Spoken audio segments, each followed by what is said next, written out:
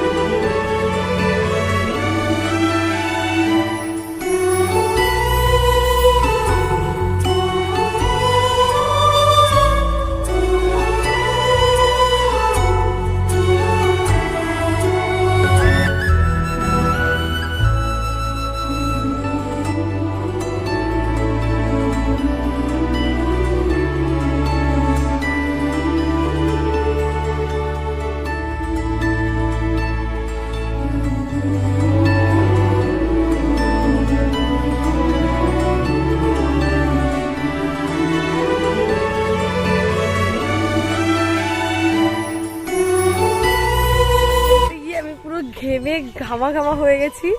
ওই যে আমার ঠাম্মা, তো এখনো পর্যন্ত 3টে নেটের ধান হয়ে গেছে আর একটা নেটের ধান বাকি রয়েছে। এই যে একদম ধারের নেটটা বাকি রয়েছে।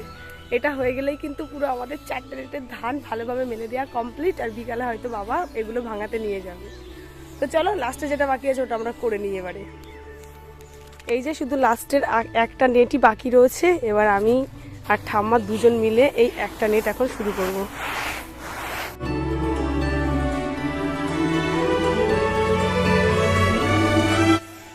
বন্ধুরা, আমাদের 4টে নেটের ধান মেলা কমপ্লিট হয়ে গেছে। ওই যে আমার ঠাম্মা তোমরা দেখতে পাচ্ছ।